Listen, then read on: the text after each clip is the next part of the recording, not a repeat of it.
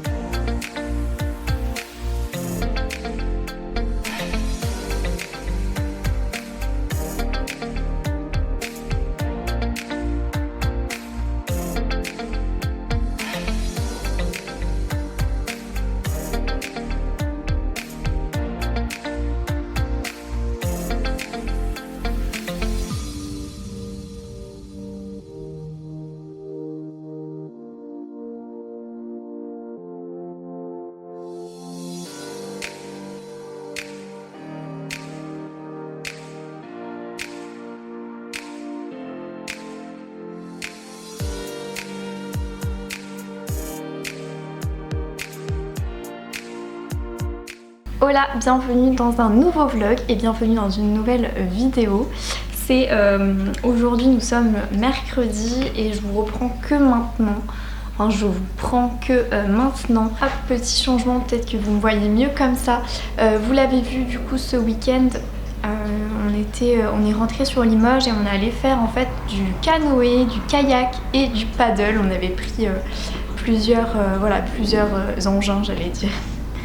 Plusieurs types de choses pour pouvoir en fait s'amuser, voilà, entre amis. On est allé à Crozant comme vous avez pu le remarquer dans les vidéos précédentes.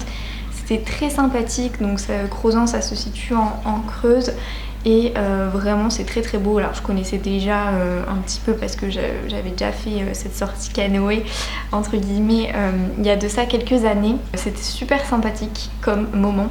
Je pense que c'est une bonne idée par exemple, je sais pas, pour l'été plutôt que d'aller à la mer ou à l'océan, et même quand on est loin, typiquement voilà, le Limousin est quand même assez loin de la mer. C'est le genre de sortie qui peut être vraiment vraiment sympathique. Et en fait donc on était au lac d'Aiguzon qui est super sympa parce qu'en fait il serpente littéralement. C'est pas un lac c'est pas un lac on va dire qui a une forme très ovale, non vraiment il serpente et il y a des paysages vraiment jolis. On voit en fait en même temps du bateau les ruines du château fort de Crozant, donc c'est superbe. Voilà, c'était trop bien ce week-end, mais un peu fatigant parce qu'au final on n'a pas arrêté. De samedi et aussi dimanche il y avait de la famille, bref. J'arrête de parler plus que ça de ma vie perso, mais c'était très sympathique. Je voulais voilà, un petit peu introduire en tout cas cette vidéo. Et donc niveau lecture, j'ai terminé très récemment, il y a quelques jours, ce week-end, enfin non je l'ai terminé lundi je crois, Blackwater, donc le tome 2, La Digue. C'était une super lecture, j'ai beaucoup aimé, j'ai nettement préféré par rapport au tome 1. Je vous avais dit, donc il me semble que c'était dans le précédent vlog je crois, je vous avais fait mon retour de lecture donc sur Blackwater le tome 1. J'avais bien aimé, mais je trouvais que c'était pas non plus exceptionnel, vous voyez. C'est un bon roman d'ambiance avec des petits côtés horrifiques où en fait on va suivre la vie des habitants de Perdido, cette ville donc en Alabama. L'histoire commence, on est en 1919 et donc là on est un petit peu plus tard, on est dans les années 20 il me semble, et on va continuer donc de suivre les aventures de ces habitants de Perdido. Alors pas de tous les habitants bien sûr, on se focalise vraiment sur la famille Casquet qui est une famille riche qui en fait à qui appartient l'une des scieries de Perdido. où voilà, ils cultivent le bois aussi, ils ont des terres.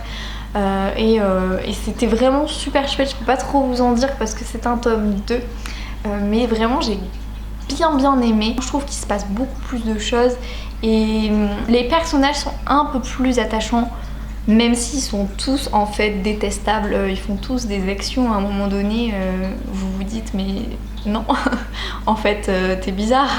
Ouais, je sais pas, l'ambiance était là, j'ai beaucoup apprécié. Et franchement, très bonne lecture. Je peux pas dire c'est un coup de cœur, mais je comprends enfin en fait l'engouement qu'il y a autour de cette saga, donc Blackwater. Clairement, alors l'objet livre hein, bien sûr est superbe, mais au-delà de ça, je comprends enfin ouais, pourquoi l'ambiance est chouette, pourquoi on s'attache en fait à Perdido, à cette ambiance, avec à certains moments des petits passages horrifiques. Alors ça fait pas peur, en tout cas moi j'ai pas eu peur, mais je peux comprendre qu'il voilà, y a des moments c'est très fantastique, à d'autres moments, et je pense notamment dans le tome 3, on va peut-être être sur du paranormal. Donc bref, j'ai trop envie en fait de lire la suite du coup parce que vraiment la fin introduit très bien le prochain tome, donc la maison. Donc voilà, lecture terminée de ce week-end et donc j'ai commencé une nouvelle lecture. Il s'agit du Gardien invisible de Dolores Redondo. C'est un livre que je lis en lecture commune avec qui? Le book club, oh là là, je suis fatiguée. Avec le book club des Bordelaises. Donc on est plusieurs. Il y a Claire, le coin lecture de Claire, il y a Camille, Two Cats Reading Books, il y a Karine, lecture et douceur. Il y a Sophie aussi, du café et des livres. Ouais, on a qui d'autre? Alizée, mais il me semble qu'elle n'a pas commencé. Delphine, Mathilda, enfin bref, il y a pas mal de filles du book club des Bordelaises. On s'était dit qu'on allait le lire ensemble parce qu'en fait Fanny du compte Elle Bouquine a vraiment adoré cette lecture et nous a dit quand on est passé chez Mola, allez-y, foncez, franchement les yeux fermés, c'est vraiment un super roman. Moi je l'avais trouvé du coup chez Book Off à 1 € quand je suis allée à Paris au mois de mai. Et donc j'en suis là, page 156. Hier j'ai pas lu, quasiment pas. J'ai lu 155 pages du coup lundi et sinon hier j'ai vraiment pas lu, mais je compte avancer aujourd'hui. Ensuite du coup on est sur un thriller, en tout cas il est catégorisé comme étant un thriller où en fait on est au Pays Basque, dans le Pays Basque espagnol, pas très loin de Pampelune. Pampelune, oui, Pampelune ou Pampelune, je sais plus. On est bref dans un petit village du Pays Basque espagnol qui s'appelle Elizondo et on suit une inspectrice donc de police, de la police judiciaire qui va enquêter sur des meurtres un peu particuliers. C'est des jeunes filles qui en fait ont été pas sauvagement assassinées, mais disons où il y a des poils d'animaux sur elles, c'est-à-dire qu'il y a vraiment toute une mise en scène particulière autour de ces corps et de ces meurtres de manière générale. Et donc elle va enquêter dans son village de natal, donc de naissance, où il y a donc ses sœurs, enfin un peu comme dans tous les polars thrillers je pense, le personnage principal a quand même des blessures ou du moins voilà, des non-dits, il y a des histoires de famille, etc. Donc c'est intéressant, l'ambiance est très Halloween dans le sens où on est un peu sur de la mythologie avec des esprits, le folklore en fait du Pays Basque. Je sais pas si c'est pareil pour le pays, enfin ce sont les mêmes esprits, les mêmes personnages pour le Pays Basque français. Je connais pas du tout cette région là, mais on a notamment le Bassajoun, une étrange créature mi-ours, mi-homme. La légende raconte que dans la forêt vit le Bassajoun. Donc voilà, il y a tout un tas. Il y a aussi l'esprit Marie. D'ailleurs c'est assez marrant parce que ça me fait un petit peu penser en fait à mon voyage en Erasmus, donc j'étais à Valencia. Et en fait, ils ont alors je sais pas si c'est que propre à Valencia ou quoi, mais ils ont un peu une expression comme pour dire oh mon Dieu, et en fait ils disent oh Marie. Et je savais pas du tout ce que ça voulait dire à ce moment-là. Et je me suis dit, trop bizarre. Et en fait, du coup, quand il disait ça, j'entendais mon prénom partout. Parce que vraiment, il le prononçait un peu comme à la française, oh Marie et tout. Sans, évidemment, en roulant le R, vous avez compris. Mais je savais pas. Et donc là, j'ai eu l'explication de Marie, cet esprit féminin, de la forêt, etc. Enfin, je trouve que du coup, c'est hyper instructif comme lecture. Donc on est à la fois plongé dans cette espèce d'ambiance un peu angoissante, mais à mon sens c'est pas trop angoissant non plus. Mais on a aussi voilà pas mal de légendes qui sont racontées. On nous explique la mythologie du Pays Basque, la particularité de la région, etc. Donc on est en immersion complète et c'est hyper intéressant. Je trouve que ça se tasse un peu. J'en attends un peu plus, voilà.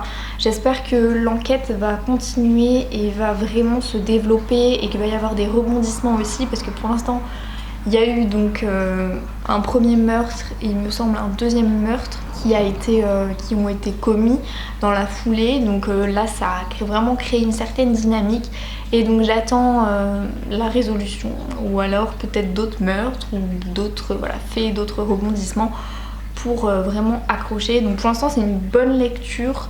Je peux pas dire que c'est une très bonne lecture parce que pour l'instant j'ai pas le côté addictif, on verra, mais en fait c'est bizarre parce qu'ils mettent folio policier et derrière ils mettent catégorie thriller. Je trouve ça un peu bizarre. Mythologie basque et familiale se confondent, l'intrigue se nimbe d'une atmosphère quasi surnaturelle. C'est vraiment ça. Il y a un peu un petit côté surnaturel qui est assez prédominant, avec notamment la description des forêts qui sont extrêmement denses, où vraiment la lumière parfois ne passe quasiment pas tellement il y a d'arbres et de végétation. Enfin vraiment c'est intéressant, j'aime bien. Voilà. Mais je vous en dirai un peu plus je pense dans ce vlog quand je l'aurai un peu plus avancé. Sinon du coup je voulais également vous prendre parce que je suis passée à la médiathèque. Donc ouais, je suis désolée pour le bruit, il y a des travaux en face. Donc je vous montre ce que j'ai trouvé, enfin ce que j'ai réservé plutôt à la médiathèque et ce que j'aimerais bien lire du coup cet été. Le roman que j'ai réservé, il s'agit de Manoir, Magouille et Coq au vin de Anne Granger. C'est un tome 2. Je pense qu'on peut le lire de manière indépendante. Mais voilà, je vous le dis quand même, c'est un tome 2. Le premier tome j'avais bien aimé, c'était Cottage, Fantôme et Guet-apens, où on suivait une inspectrice de police. Donc c'est un cosy mystery et on a forcément, on avait un cadavre il me semble dans une ferme abandonnée. Et j'avais bien aimé parce que c'était vraiment l'Angleterre profonde, où on a vraiment des personnages hauts en couleur, un petit peu à la détective du Yorkshire. En un peu moins bien quand même, je dois vous l'admettre. Les personnages sont pas hyper attachants. Maintenant j'avais bien aimé le personnage principal, à savoir l'inspectrice Jess Campbell. Et donc le tome 2, je vous lis le résumé. Dans la campagne anglaise, le vieux Monty rentre chez lui après sa tournée journalière en ville pour acheter son whisky et découvre dans son salon un cadavre. Dépêchée sur place, la jeune inspectrice Jess Campbell découvre Balaclava House, la belle maison victorienne pleine de cachets mais délabrée, où Monty vit seul depuis le départ de sa femme. Le mort révèle bientôt son identité, un certain Jay Taylor, grand amateur de courses et nègre littéraire.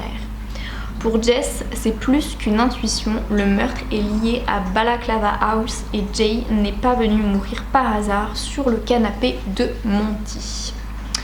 Il est gros comme ça, mais je pense que ouais, il est quand même assez épais. Il fait 356 pages et donc voilà, j'avais envie d'un cosy mystery, voilà, pour cet été. Histoire de se rafraîchir un peu, je sais pas.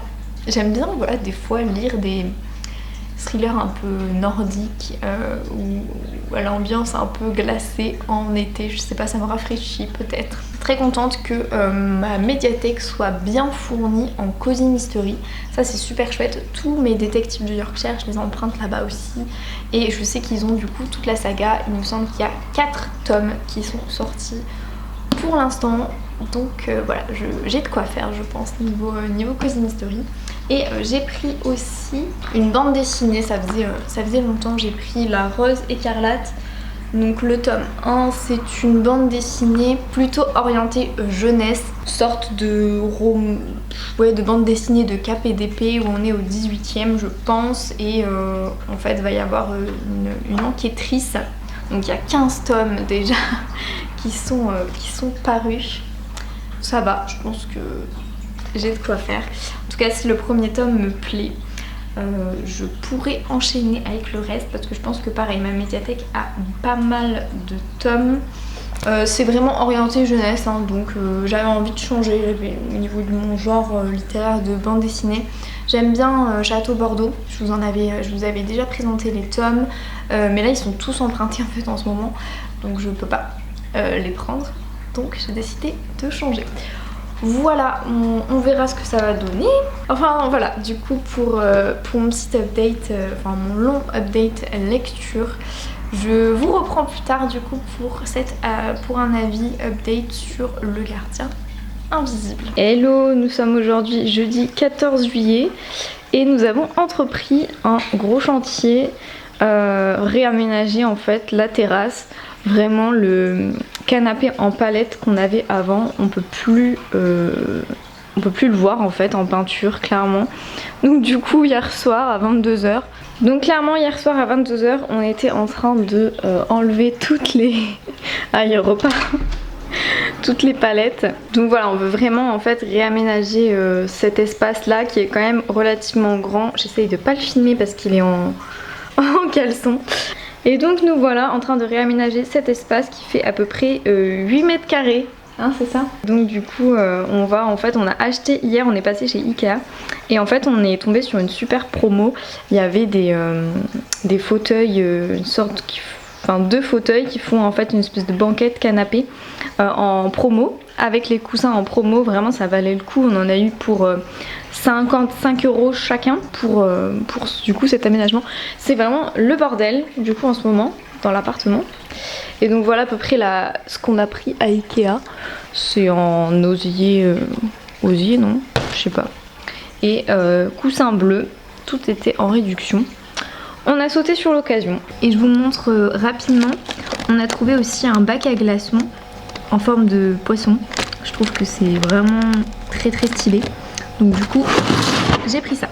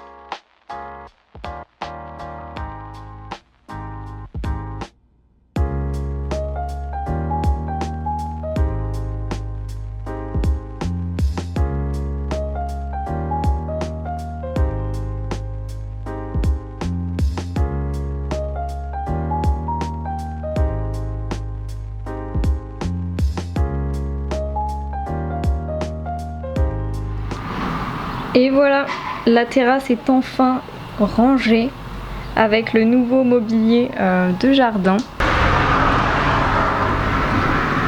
Franchement, elle paraît super grande comme ça. En vrai, elle est quand même assez grande, elle fait 8 mètres carrés. J'ai du mal à vous la présenter en entier.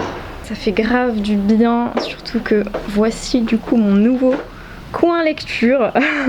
J'ai tellement hâte. Bon, là on est en plein après-midi, le soleil va arriver et il fait déjà super chaud, donc impossible de s'y mettre. Mais le matin, ça va être super agréable. Du coup, j'ai mis toutes mes plantes ici.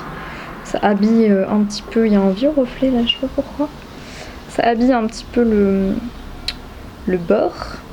Et par contre, le bois, vous voyez, il y a des taches de partout, donc ça... mon père a donné l'astuce, il faut passer de la javel apparemment et ensuite rincer à l'eau, sauf que évidemment on peut pas le faire quand il fait très chaud. Sachant qu'on est en canicule, bah, on va attendre un petit peu. C'est quand même extrêmement basique, hein. Mais comme on est locataire, évidemment on va pas non plus aménager un max cet espace, sachant qu'on ne sait pas trop où on va être dans quelques mois. Mais déjà c'est pas mal, c'est mieux qu'avant et enfin c'est propre, à peu près propre et rangé. Hello, nous sommes vendredi, donc je vous ai montré juste avant la nouvelle terrasse, l'aménagement qu'on a fait. Je suis très contente de vous retrouver parce que ça fait un moment, enfin non, c'était mercredi la dernière fois je crois que je vous ai parlé. J'ai pas mal avancé dans ma lecture, il me reste 10 pages à peu près, donc j'ai hâte de la terminer. Je suis désolée pour cet arrière-plan, pour ma tête, pour tout ça. Mais c'est vrai qu'il fait très chaud et comme on a réaménagé la terrasse, il fallait évidemment tout débarrasser avant. Donc il y a un petit peu de rangement à faire. En plus on s'en va lundi en Espagne pour 5 jours, voilà, on prend des vacances. Donc du coup, clairement, je sais même pas si j'aurai la possibilité de vous parler, je sais pas trop ce que ça va donner, mais bon. Je me prends pas trop la tête. Donc ma lecture du moment de cette semaine en fait finalement c'est Le Gardien Invisible de Dolores Redondo. C'est donc un thriller où on va suivre une enquêtrice, Amaya Salazar, qui donc on est dans le Pays Basque espagnol, on est à Pampelune, je ne sais pas ce que j'ai dit hier mais je crois que je me suis gourée sur le nom de la ville, donc Pampelune, et en fait elle va retourner dans le village de son enfance, Elizondo, pour pouvoir enquêter sur le meurtre de jeunes filles. C'est un meurtre ce sont des meurtres qui sont visiblement prémédités parce qu'il y a une mise en scène particulière de la part du tueur et donc voilà, en fait c'est un thriller dans le sens où effectivement il y a un petit peu une ambiance angoissante, une ambiance aussi de légende, de mythologie, etc. qui prend vraiment aux tripes entre guillemets à partir du milieu. Ouais, du milieu du roman, mais c'est vrai que on est quand même sur un policier pur et dur, j'ai envie de dire, parce qu'on suit l'inspectrice et on suit donc toutes les techniques de la police judiciaire pour pouvoir enquêter sur ces meurtres qui visiblement, vous vous en doutez, sont liés. Donc elle revient dans son village d'enfance, mais il y a aussi ses sœurs qui y vivent toujours, donc elle retrouve ses sœurs, elle retrouve sa tante, voilà, il y a une ambiance un peu familiale qui est sympathique, j'aime bien. Franchement c'est une très bonne lecture.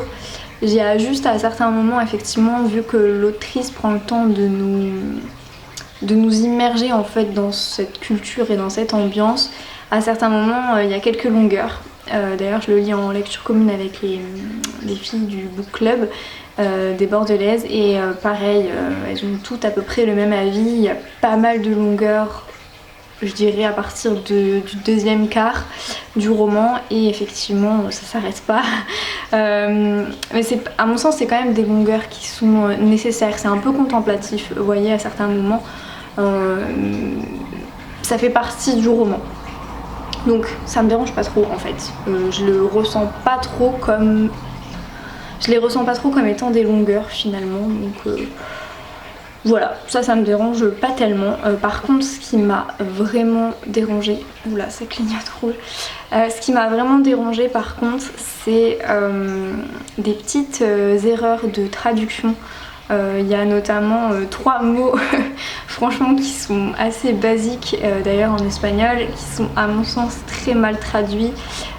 Et le boulot, je sais pas, d'un traducteur ou d'une traductrice, c'est quand même de réadapter les mots et de les remettre dans leur contexte.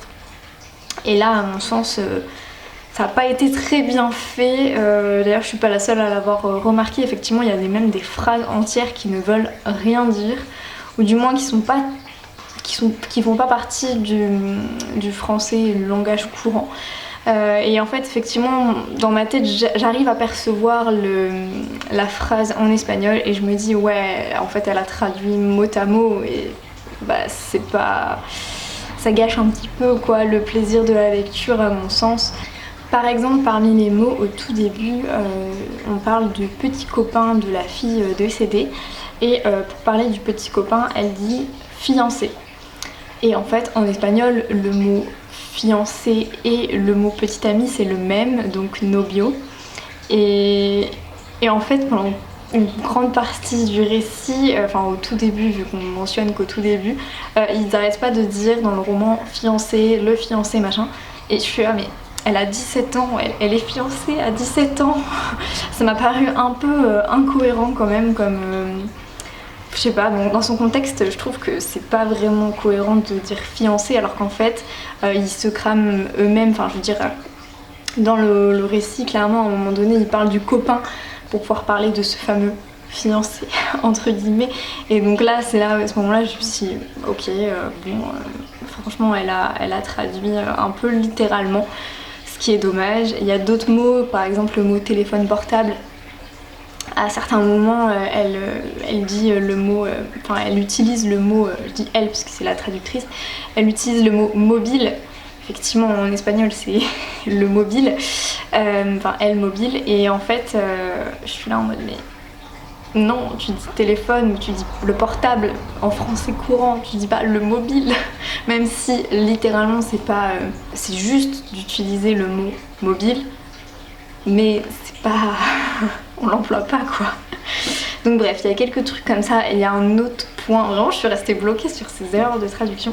Et le dernier point qui m'a fait lever les yeux au ciel, je me suis dit mais c'est pas possible, comment on peut traduire ça, c'est la garde civile.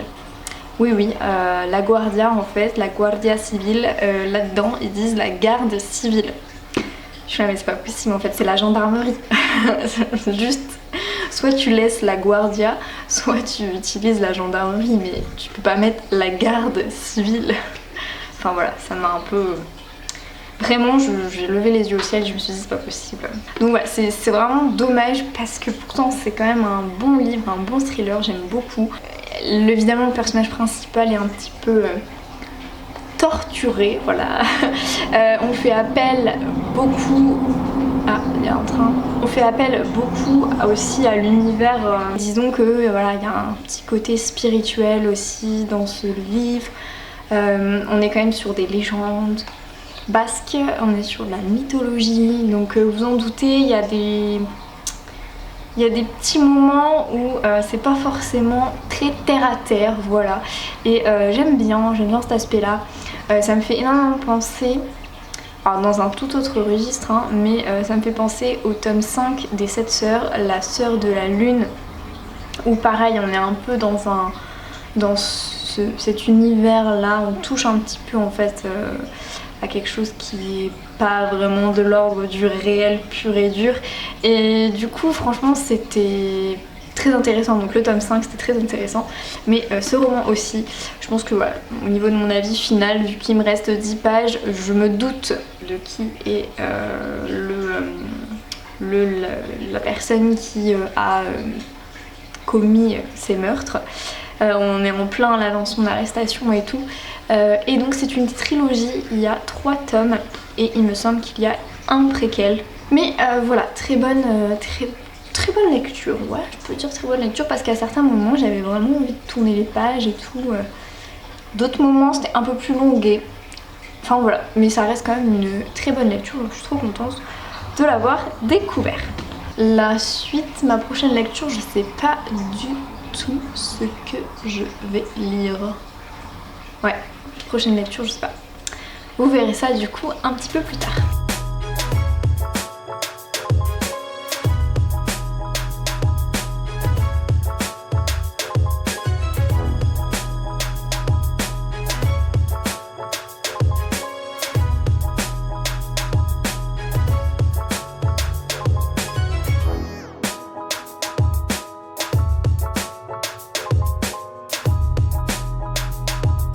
Et rebonjour, je vous reprends, nous sommes dimanche et je viens du coup terminer cette vidéo. J'ai pas plus d'autres choses à vous dire pour cette semaine. Je vous avoue que j'ai commencé là une nouvelle lecture, mais je vous en parlerai du coup dans le prochain vlog.